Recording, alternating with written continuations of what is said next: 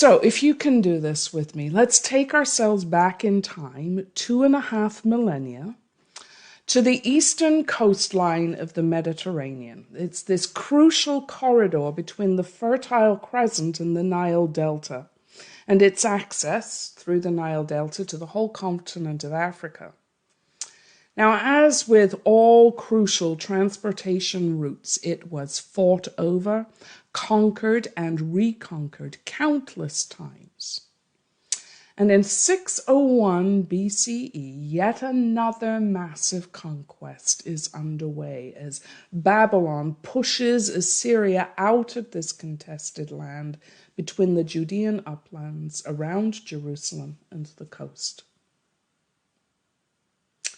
Enter Jeremiah. Jeremiah, a prophet, a seer, one who is called by God to call out what he sees, particularly about the ways in which human society has fallen away from the God dream, from Torah, from those top 10 ground rules for good living in creation. Now, Jeremiah is known by his name as a prophet of doom. He is ornery, he's dramatic, he doesn't mince words. He's what my ancestors would call blunt to a fault. He had and held strongly to this rather simple algebra for faith. You do the right things and life works, or you do the wrong things and there's hell to pay. So as this Babylonian threat gets larger, darker, harsher, more ominous year after year, he starts to get louder and harsher and desperate in his oracles, pleading with his people to smarten up and to return to living the Torah closely, or else. Then the worst happens. Babylon invades. They destroy the city of Jerusalem, and with iconic precision, think back to 9/11, they crushed to burnt out rubble this massive temple, which was the heart of Israel's faith, the heart of their identity. And then the king and all the religious and political leaders are shackled, and they are carted off to Babylon. And they are soon going to be followed by the forced deportation of all the general population, which leaves the land desolate. Vineyards and olive groves are left to grow wild, leaving only dregs and dogs behind. Jeremiah, the brooding, weeping, curmudgeonly prophet, enters this ravaged, curfewed landscape and begins to speak. What will God say through this grumpy mouthpiece? I told you so. You had this coming.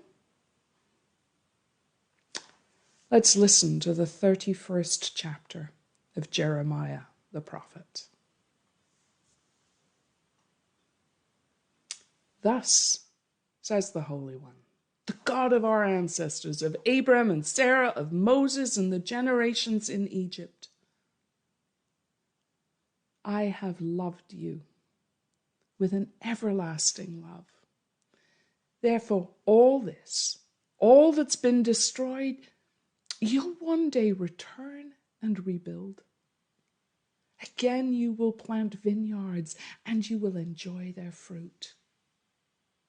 Watch and see, I'm going to bring you back from the lands of the north, gather you again from the farthest parts of the earth, all of you, the blind, the lame, the woman in labor, the child, the ancient one, all in this great company from the least to the greatest. And you will return weeping, and I will console you. I'll let you walk by the riversides and along straight roads where no foot will stumble. For I have become father to Israel, and the children of Jacob are the firstborn of my womb. And there's more. Listen for this. The days will surely come, declares the Holy One, when I will make a new covenant with my people Israel, with the house of Judah. And this covenant won't be like the one that I made with your ancestors when I brought them out from slavery in Egypt, a covenant written on stone and easily broken, despite everything I did to guide and lead. No, this new covenant, I will write it within you. I will inscribe it on your hearts. I will be your God, and you will be my people. And you'll no longer need teachers to instruct you, saying, here is how you will know your God, because everyone shall already know me here. From the least to the greatest, the youngest to the oldest, I have forgiven every sin, every failing, every inequity, and I will remember this sin no more. This is the witness of Jeremiah to the word of God. Thanks be to God.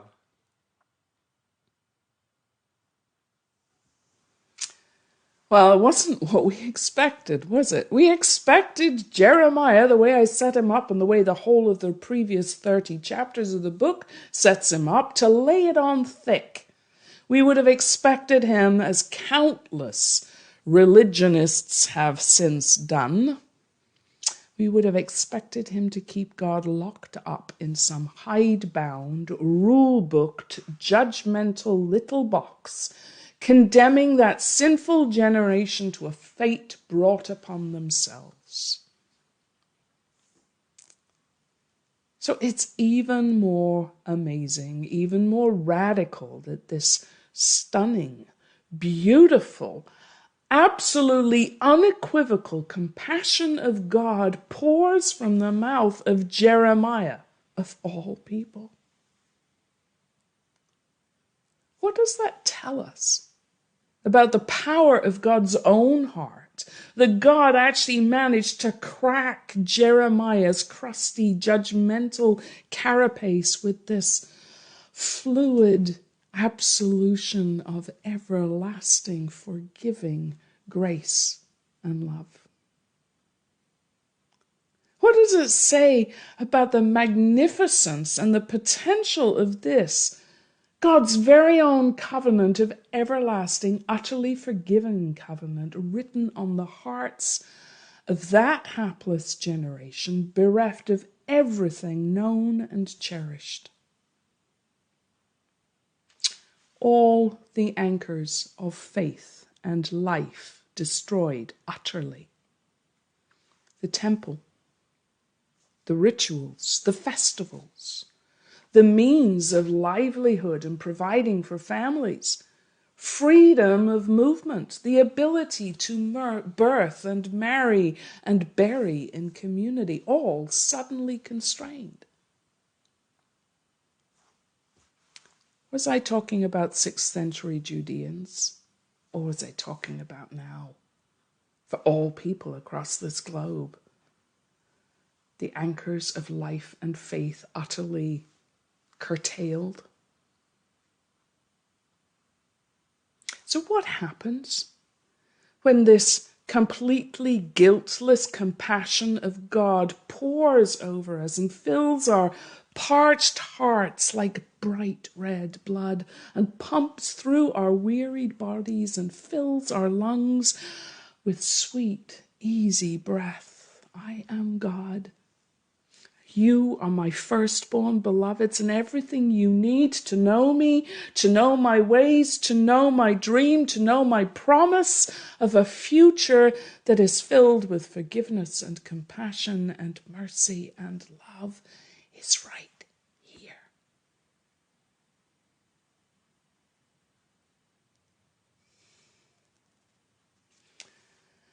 The days are surely coming when we will get to open our doors again, when we will hug and travel and worship in our own building and fill our church kitchen with food to feed hundreds, thousands.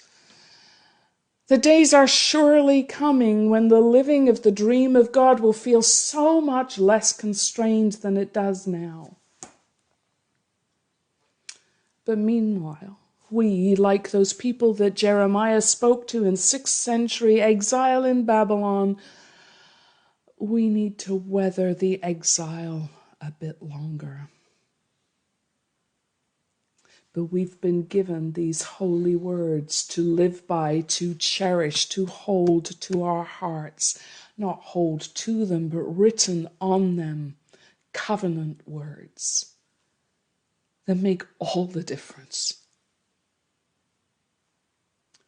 So when the tears come, when these days drag, when we feel useless, all out of touch and touching, and really low on hope, blind to a good future,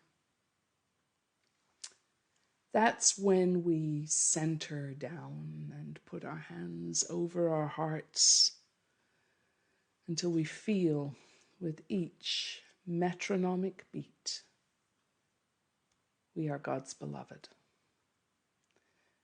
We have all we need to be God's covenant people, living the dream of God for the sake of the world. It's all right here. Can you feel it?